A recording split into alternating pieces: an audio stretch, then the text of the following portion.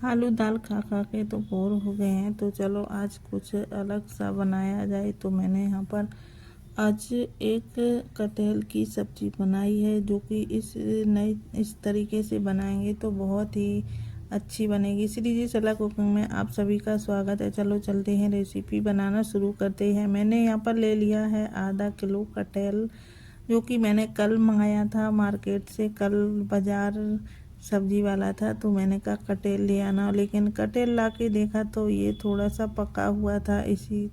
तो मैंने कहा चलो बना ही लेती हूँ। तो मैंने यहाँ पर इसे कट कर लिया है और ये थोड़ा सा चिपचिपा रहा था, तो मैंने इसे तेल लगा के हाथों में और इसे कट कर लिया है। इसे मैंने रख दिया है प्लेट में अलग, और इसे तब तक मैं 3 प्याज ले लिए हैं। इसे मैं इस तरह से रफली चॉप कर लेती हूँ। और यहाँ पर मैंने लहसुन की कलियाँ छील ली हैं, और तो मैंने यहाँ पर लहसुन को कुछ ज़्यादा मात्रा में ही डाल दिया है, और ये लहसुन का टेस्ट अच्छे से आ जाता है, लहसुन अदरक का पेस्ट। तो मैंने एक ही बार में सारी चीज़ें डाल दी हैं। काली मिर्ची और यहाँ पर मैंने खड़ी धनिया और लाल मिर्ची भी डाल दी हैं, और मैंने यहाँ पर मिक्सी के जाल में इसे अच्छे से पेस्ट बना लिया है। इधर हमारी कढ़ाई भी गर्म हो गई है, तो मैंने यहाँ पर डाल दिया है कटहल, जो कि इसे मैं थोड़ी देर फ्राई करूँगी।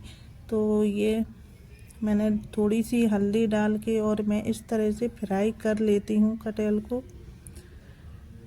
तो फ्राई किया हुआ कटहल हमारा थोड़ा सा पका था, तो इस तरह से मैं फ्राई करके बनाऊंगी तो हमारा कटहल अच्छा बन जाएगा और एकदम से मीठा मीठा सा लगेगा, वो नहीं लगेगा। तो मैंने यहाँ पर कटहल निकाल लिया है और उसी ऑयल में मैंने डाल दिया है जीरा, हींग, और इसे मैं चटकने दूंगी। तब तक मैं इधर इसी में ये प्याज का पेस्ट बनाया था लहसुन अदरक का, वो मैंने डाल दिया है। इसे मैं थोड़ी देर भूनूंगी और ये हमारा अच्छे से भुन जाएगा। जो कि ये कच्चा प्याज था तो थोड़ा सा टाइम ही लगेगा। तो मैंने यहाँ पर डाल दिया है 1 चम्मच बेसन, जो कि ये बेसन भी हमारा थोड़े से भुन जाएगा, इसका भी कच्चापन चला जाएगा। ऊपर से मैंने डाल दी है 1 टेबल स्पून भर के हल्दी पाउडर और थोड़ी सी कश्मीरी पाउडर डाल दिया है, तो कि इससे थोड़ा सा कलर अच्छा आ जाता है। ऊपर से मैंने 2 टमाटर कटे हुए डाल दिए हैं, 2-3 हरी मिर्ची डाल दी हैं, और ये टमाटर डालने के बाद ही नमक तुरंत से डाल दिया है, जो कि ये टमाटर हमारे अच्छे से गल जाए।